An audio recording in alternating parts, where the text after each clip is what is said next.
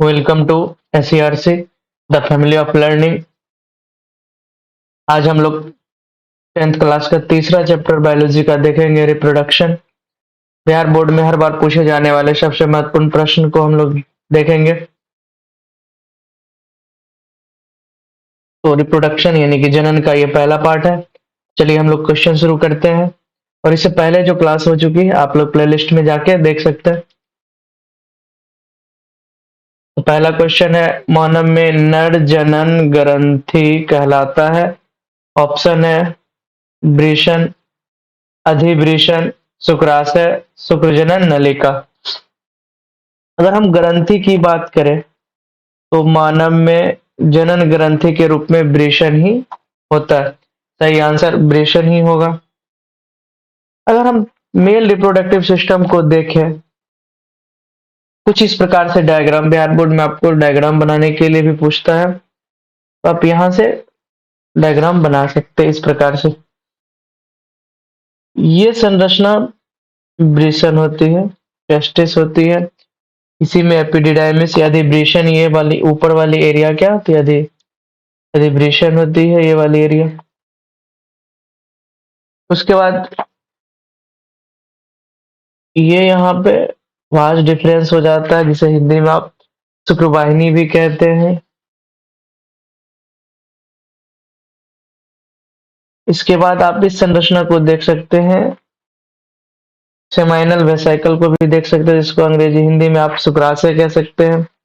यहाँ पे फिर यूरेथ्रा हो जाता है, मूत्रमार्ग हो जाता है। और ये संरचना आपको पूरा पूरा पेनिस दिखता है, जिसे आप हिंदी में शिशन भी कहते हैं। इन संरचनाओं को खास करके आप ध्यान रखेंगे। यहाँ पे एक दो ग्लैंड भी होता है, प्रोस्टेट ग्लैंड हो जाता है, बल्बो यूरेथ्रल ग्लैंड हो जाता है। इन सब को भी आप साथ ही साथ ध्यान में रख सकते हैं। तो इस प्रकार से आप मेल रिप्रोडक्टिव सिस्टम को आप देख सकते हैं। चलिए अगला प्रश्न देखते हैं। पौधों में जनन अंग कहाँ पाए जाते? पौधों में जनन अंग कहाँ पाए जाते? पहला ऑप्शन है जड़ में, जी नहीं। पुष्प में, हाँ। तना में नहीं, फल में नहीं। तो सही आंसर हो जाएगा पुष्प में पाए जाते। जैसे आप यहाँ पे पुष्प की संरचना में आप देख सकते हैं, ये जनन अंग। ओव्यूल का ये संरचना है पूरा पूरा। यहाँ पे स्टेमन के देखे तो एंथर हो जाएगा, पोलन हो जाएगा, फिलामेंट हो जाएगा। तो ये तो आप नर पार्ट को देख सकते हैं। यहाँ पे अगर पिस्टल की अगर बात हम करें, स्त्रीकेसर की बात करें, तो स्टिग्मा हो जाएगा, स्टाइल हो जाएगा, ओवरी हो जाएगा। यानी कि वर्तिकाग्र और अंडाशय, इस प्रकार से संरचना होते हैं पुष्प में। अब यहाँ से डायग्राम से देख के भली भांति आप समझ सकते हैं। अगला प्रश्न है, बीज विकसित होता है प्राक कोश में, जी नहीं। अंडाशय से नहीं, पुंकेसर से नहीं। बीजांड से बीजों का निर्माण होता है। सही आंसर हो जाएगा आपका 3 का डी। कॉर्पस ल्यूटियम से स्रावित हार्मोन है। ऑप्शन है एंड्रोजन नहीं, प्रोजेस्टेरोन, एस्ट्रोजन, टेस्टोस्टेरोन। आप सही आंसर हो जाएगा प्रोजेस्टेरोन। आप अगर अंडाशय के डायग्राम को आप देखें तो सबसे पहले यहाँ पे प्राइमरी फॉलिकल्स का निर्माण होता है, फिर उसके बाद टर्सरी फॉलिकल्स बनते, धीरे धीरे वो डेवलप करते जाते, फिर उसके बाद फाइनली ग्राफियन फॉलिकल्स का निर्माण होता है। जब ग्राफियन फॉलिकल्स रप्चर होता है यानी कि टूटता है झिल्ली, और उससे ओवम क्या हो जाता है, बाहर निकल जाता है और फलोपियन ट्यूब में पहुंचता है। इस रप्चर होने के बाद जो संरचना बच जाती है ग्राफियन फॉलिकल्स का, वही संरचना कहलाती है कॉर्पस ल्यूटियम। और ये कॉर्पस ल्यूटियम प्रोजेस्टेरोन हार्मोन स्रावित करती है। जब तक ये ओवम जीवित रहेगा, आगे बढ़ते रहेंगे, प्रक्रिया जनन में भाग लेते रहेंगे, तब तक ये प्रोजेस्टेरोन और कॉर्पस ल्यूटियम अपना हार्मोन स्रावित प्रोजेस्टेरोन करते रहेगा। और अगर निषेचन नहीं होता और अंडाणु नष्ट हो जाते हैं, तो फिर ये कॉर्पस ल्यूटियम भी क्या हो जाएंगे, नष्ट हो जाएंगे। अगला प्रश्न है, निम्नलिखित में कौन लैंगिक जनन संचारित रोग है? आर्तज्वर, सुजाक, एड्स और बी और सी दोनों। सुजाक और एड्स दोनों ऑप्शन सही होंगे, तो सही आंसर क्या हो जाएंगे, बी और सी दोनों। किशोरावस्था में होने वाले शारीरिक परिवर्तन का कारण है टेस्टोस्टेरोन, एस्ट्रोजन, थायरॉक्सिन, ए और बी दोनों। तो किशोरावस्था में दो हार्मोन हम लोगों के शरीर में टेस्टोस्टेरोन और एस्ट्रोजन साबित होते हैं। तो आप सही आंसर के साथ जाएंगे ए और बी दोनों के साथ। चलिए अगला प्रश्न हम लोग देखते हैं, यौन परिपक्वता की अवधि को कहते हैं। अगर ऑप्शन की बात करें हम, तो पहला ऑप्शन हो जाएगा ए में किशोरावस्था, बी यौवनारंभ, सी वृद्धि। इनमें से कोई नहीं होने से रहा, वृद्धि भी नहीं होगा।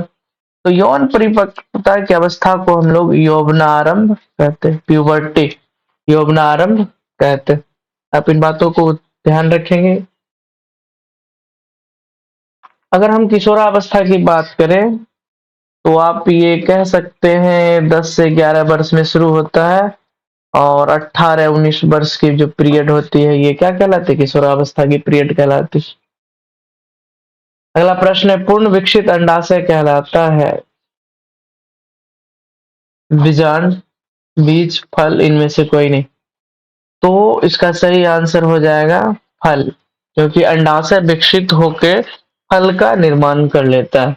यहाँ पे अगर आप इस अंडाशय की बात करें, तो ये पूरा पूरा ओवरी,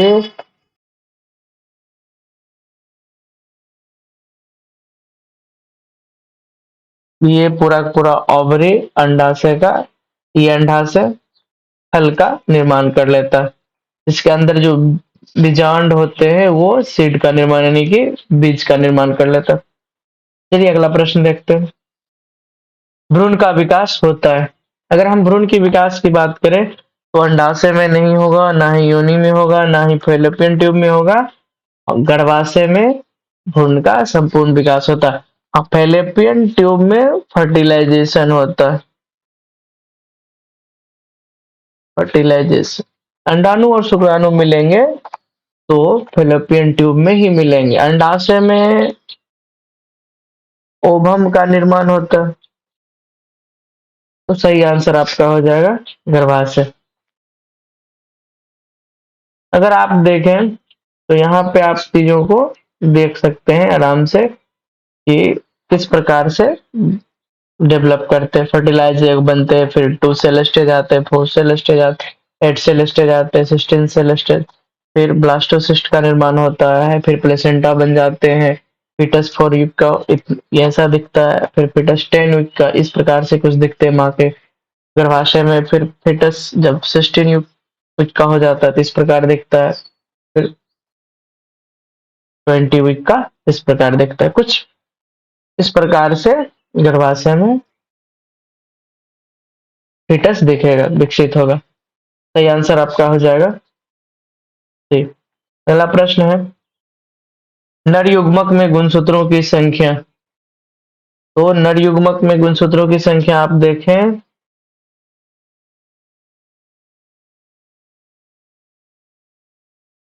तो अगर हम नर युग्मक में गुणसूत्रों की, पहला ऑप्शन हो जाएगा ये 22, दूसरा है 23, तीसरा है 24 और चौथा है 11।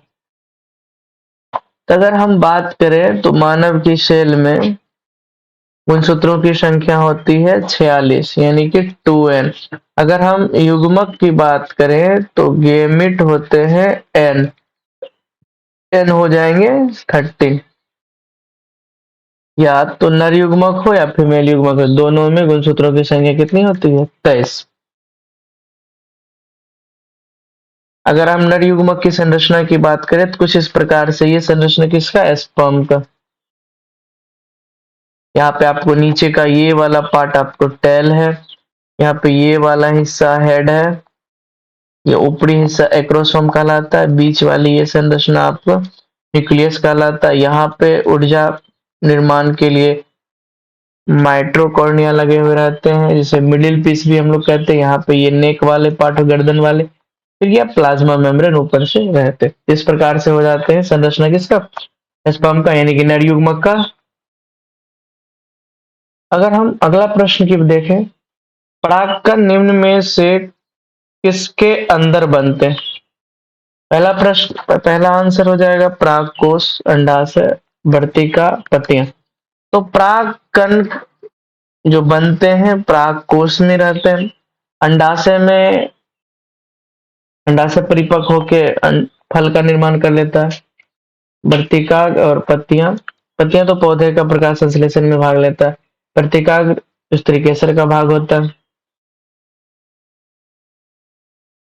आप यहाँ पे आप देख सकते हैं कि पुष्प में किस प्रकार ये संरचना परागकोश होता है। ये जो आपको यहाँ पे जूम करके दिखाया गया है ये परागकोश है, और यहाँ पे भरे रहते हैं पोलन ग्रेन। परागकोश में क्या भरे रहते हैं? पोलन यानी परागकण। ये फिलामेंट होता है, इसका क्रॉस सेक्शन हम लोग एंथर का देखे हैं। मेल रिप्रोडक्टिव ऑर्गन होता है, यहाँ पे एंथर ही होता है। और ये वाला पार्ट इस तरीके से अगर हम देखें तो ये वाला वर्तिकाग्र हो जाता है। कौन सा हो जाता है? वर्तिकाग्र। और ये लंबी ट्यूब लाइक स्ट्रक्चर कहलाती है वर्तिका। और ये यहाँ पे अंडाकार स्ट्रक्चर कहलाती है अंडाशय। तो परागकोश में ही परागकण का निर्माण होता है। अगला प्रश्न है, अंडाणु निषेचित होता है योनि में, गर्भाशय में, अंडाशय में, फैलोपियन ट्यूब में। तो अगर हम थोड़ा सा डायग्राम से देखें तो ये एरिया यहाँ पे योनि का पार्ट हो जाता है। यहाँ से स्पर्म चलना शुरू करता है। कोइटस के बाद यहाँ से स्पर्म चलना शुरू करेगा गर्भाशय होते हुए। अभी तो ये तो होने से रहा, गर्भाशय होते हुए आगे अगर यहाँ पे हम जूम में देखें, इस एरिया को जूम करके अगर देखा गया है तो यहाँ पे आप देख सकते हैं इस वाले एरिया में यहाँ से स्पर्म ट्रेवल करते हुए यहाँ पे आके स्पर्म अंडाणु से मिलेगा। यहाँ पे आप जूम करके देख सकते हैं यह स्पर्म यहाँ इस अंडाणु से क्या हो रहा है? फिजन कर रहा है, मिल रहा है। तो स्पर्म और एग मिलता है तो ये संरचना कहलाती है मादा जनन तंत्र का फैलोपियन ट्यूब। तो अंडाशय से जब एग रिलीज हो जाता है और ये पहुंच जाता है कहाँ? फैलोपियन ट्यूब में। फैलोपियन ट्यूब में। और यहीं पे क्या हो जाता है? फर्टिलाइजेशन की घटना देखने को मिलती है। और यहाँ डायग्राम में आप देख सकते हैं आसानी से, इस एरिया में क्या हुआ? स्पर्म आके फिजन किया है, किससे मिला है? किससे? अंडाणु से। तो अंडाणु निषेचित कहाँ होगा? फैलोपियन ट्यूब में होगा। सही आंसर हमारा क्या है? Fallopian tube. चलिए अगला प्रश्न हम लोग देखते हैं। एंड्रोजन है नर हार्मोन, हाँ नर हार्मोन है। एंड्रोजन है एक ग्रुप ऑफ हार्मोन, एक ग्रुप ऑफ हार्मोन। इसका सबसे महत्वपूर्ण हार्मोन है टेस्टोस्टेरोन। तो नर हार्मोन में एंड्रोजन है, एंड्रोजन का सबसे महत्वपूर्ण हार्मोन होता है टेस्टोस्टेरोन, जहां जो वृषण में निर्माण होता है। कहाँ पे निर्माण होता है? जिसका निर्माण वृषण में होता है। मादा हार्मोन की बात करें तो एस्ट्रोजन हार्मोन हो जाता है, अंडाशय के द्वारा निर्माण होता है। पाचक रस में बहुत सारे पाचक रस है, आंत रस है, अग्न्याशय रस है, एंजाइम भी बहुत सारा है। तो अभी हम लोग सिर्फ हार्मोन की बात कर रहे थे, तो सही आंसर हो जाएंगे नर हार्मोन। अगला प्रश्न है, एक लिंगी पादप का उदाहरण है। तो एक लिंगी पादप का उदाहरण हो जाएगा हमारा पपीता। तो कुछ एक लिंगी पुष्प को हम लोग देखते हैं, जैसे फ्लावर एक्स है और फ्लावर वाई है। तो आपको यहाँ पे दो संरचना देखने को मिलेंगे कि इस संरचना में आपको वेल डेवलप मिल जाएंगे फीमेल रिप्रोडक्टिव तंत्र, इसमें आपको बेल डेवलप दिख रहे हैं और इसमें आपको मेल रिप्रोडक्टिव यानी कि पुंकेश्वर बेल डेवलप मिल जाएंगे। यहाँ पे स्त्रीकेश्वर अच्छे ढंग से मिल जाएंगे। अगर वैसी पुष्प जिसमें क्या हो, एक ही जनन तंत्र हो या नर हो या मादा हो तो एकलिंगी पुष्प होते हैं वो। तो पपीता में ऐसा क्या होता है देखा जाता है। आप लोग भी अपने घर आंगन में या आसपास पड़ोस में कुछ पपीता का पौधा देखेंगे जो फल देते हैं, यानी कि वो स्त्री केसर वाला पार्ट होगा इसमें, तो वो अंडा से होगा और वो क्या पपीता फल देने लगता। कुछ पपीता में आप देखिएगा पुंकेश्वर ही रहता है, सिर्फ फूल दे के ही रह जाता है, वो फल नहीं बन पाता उस पपीता में। आप देखे होंगे ऐसा। तो चलिए अगला हम प्रश्न देखते हैं। निम्न में से कौन मादा जनन तंत्र का भाग नहीं है? तो ऑप्शन है अंडाशय, गर्भाशय, शुक्रवाहिनी, डिंबवाहिनी। तो यहाँ पे अगर हम मादा जनन तंत्र के डायग्राम को देखें, डायग्राम से चीजें समझना बहुत आसान हो जाती। तो आप मादा जनन तंत्र में शुरू से देखते हैं, नीचे की पार्ट जो है संकुचित हो जाती है, बाहर शरीर से बाहर की ओर खुलती है, तो वेजाइना कहलाते हैं। क्या कहलाते हैं? वेजाइना। और अगर ऊपर के हिस्से को देखें थोड़ा सा, तो ये वाला पार्ट आपको सर्विक्स कहलाता है और यहां से ये फैला हुआ उल्टे अनानास के आकार का थैलीनुमा संरचना होता है, यूट्रस कहलाता है, यानी कि गर्भाशय कहलाता है। तो गर्भाशय तो पार्ट होगा ही होगा। यहाँ पे अगर आगे की ओर हम बढ़े तो ट्यूब लाइक स्ट्रक्चर होती है, फेलोपियन ट्यूब कहलाते हैं, हिंदी में डिम्बाहिनी कहलाती है। उसके बाद जैसे ही आगे आप बढ़िएगा, फिम्बरी के जस्ट नीचे आपको ओव्यूल शेप स्ट्रक्चर मिलेगा, जिसे हम लोग ओवरी कहते हैं, अंडाशय कहते हैं। यहाँ पे आपने पूरे स्ट्रक्चर में आपको कहीं पे शुक्र वाहिका देखने को नहीं मिला, यानी कि ये क्या है, मेल रिप्रोडक्टिव का हिस्सा है, मेल रिप्रोडक्टिव तंत्र का हिस्सा। ये फीमेल में ये नहीं होता। फीमेल में आप यहाँ पे देख सकते हैं वेजाइना होते हैं, सर्विक्स होते हैं, यूट्रस होते हैं, ओवरी होते हैं और फेलोपियन ट्यूब देखने को मिलते हैं। मोटा मोटी आप इन डायग्राम से इतना कुछ समझ सकते हैं। और जितने भी स्टूडेंट आप 10th के बोर्ड एग्जाम देंगे तो ये डायग्राम बोर्ड एग्जाम पर्पज से इंपॉर्टेंट है, क्योंकि बिहार बोर्ड में डायग्राम बनाने के लिए पूछ देता, मेल रिप्रोडक्टिव और फीमेल रिप्रोडक्टिव सिस्टम का पूछ देता। तो आप लोग इन डायग्राम का प्रैक्टिस घर पे करते रहिए। अगला प्रश्न है द्विविखंडन होता है? तो ऑप्शन है पैरामीशियम, जी सही है, तो इसमें द्विविखंडन होता है। दूसरा है अमीबा में होता है, लिशमेनिया में होता है, इनमें से सभी, जी हाँ, इन सभी में क्या होता है, इनमें से सभी में द्विविखंडन होता है। लिस्मेनिया की बात करें तो आप लोग के सिलेबस में इसकी चर्चा तो नहीं की गई है, लेकिन लिस्मानिया से भी एक काला जार नाम का रोग होता है और इसके जो रोगजनक होते हैं ये अपना विभाजन द्विविखंडन द्वारा करते हैं। पैरामीशियम तो करते ही, अमीबा तो करते ही, ये आप लोग तो सही सही से जानते ही थे। लिस्मेनिया के बारे में थोड़ी कंफ्यूजन थी, तो वो भी क्या करते हैं प्रोटिस्टा होते हैं ये सब। तो सही आंसर हो जाएगा इनमें से सभी। चलिए अगला प्रश्न देखते हैं। तो आज के लिए इतना ही रखते हैं। Thanks for watching, have a nice day.